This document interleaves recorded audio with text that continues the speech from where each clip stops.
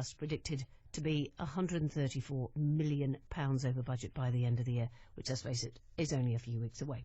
Robert White is the Director of the National Audit Office, and Rob Webster is the Chief Executive of the NHS Confederation, which represents hospitals, trusts and other NHS service providers. Good morning to you both. Morning. So if I can ask you, how does this affect, first of all, let's hear from Robert White, who is the Director of the National Audit Office. Certainly we don't think this situation is sustainable, with more than a doubling in the deficits amongst these hospitals and an increasing reliance on emergency cash, bailouts. It's not something that really can be allowed to continue. Just to put this in perspective, a few years ago we saw 25 trusts in deficit. That grew to 64 a year later, and in our most recent report, 115. And just in the year that we're in, it's estimated that there'll be 181 out of 240 organisations in deficit. Rob Webster is the Chief Executive of the NHS Confederation, as Penny was saying, which represents hospitals, trusts and other NHS service providers. He joins us live in the studio. Good morning, Rob. Morning. Does this affect patients in the end? At the moment, it doesn't particularly affect patients. What we are seeing with this report is a healthy dose of reality around the challenges that face the NHS today. We've been talking for some time about the biggest challenges for a generation and how over the next few years what we need to do is plan for changing the way we deliver care so that we can have sustainable hospitals providing high-quality services. In what way, though? In what way? Well, we believe that there's a reasonable plan, which there's a lot of consensus around, which says we must start with prevention and the place that you live, because where you live really defines how long you live and how well you'll be. If you look in any borough of London at the public health report by the Director of Public Health, it shows that. So we need to have healthier lifestyles, which are supported by the environments we're in. People don't like to have healthier lifestyles, though, do they? That's the problem. We like eating too much. We like drinking too much. We call it fun.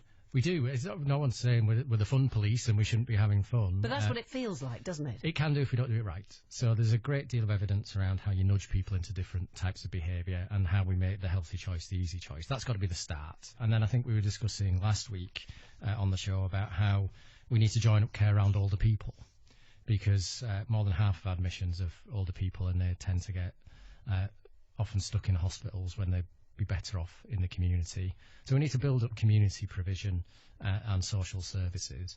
And then our hospitals need to work together to make sure that their clinical services make sense for the population that they serve. And that will take 2 or 3 years to work through as a minimum. And to get on top of these sorts of financial issues, we'll have to use the money that's coming through next year, the significant growth we've got in the NHS, and the year after, to start to address these financial problems and to start to make the changes that I've described. Now, we often read in the papers, excuse me, about the cost, for example, of agency staff, yes. Agency nurses. I was in hospital early this year for 4 days, fantastically looked after, but a number of the people who treated me just happened to mention that they were agency staff, and they're much more expensive than keeping people on as normal staff members. Is that something that needs to be addressed from within the NHS, and if so, how can we do that? That's part of the issue, and a very big part of the additional pressure that services face. I mean, this is a result of us wanting to provide safer care with the right levels of staffing. And following the Mid-Staffs inquiry and Robert Francis's report, there were new guidelines issued to trusts that said you've got to recruit more staff. What that did was create a supply issue, so we didn't have enough staff and we have to get them from somewhere. We looked at overseas recruitment and got more staff from overseas, but we also had to look at using more agency and temporary staff. When there's a supply issue, then often you end up paying more for them. Now, there are steps being taken I think you always end up paying more for agency staff by definition, surely. Well, you can do. They are a good use of flexible resource for you. You know, you do have peaks in demand. What we have been, though, is we've been ripped off by some agencies. It's pretty clear. And as an NHS collectively, we're saying we're going to do something about that. We need to manage that over the next year or so. It's definitely part of the solution.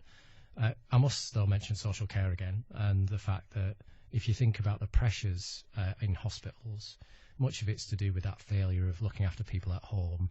Part of that package is what we do with social care, and social care spending next year isn't going to increase at the same rate as the NHS, and there's a real risk there. And there is another issue which has been the subject of a lot of debate in the newspapers about management in the NHS and about how much they're paid.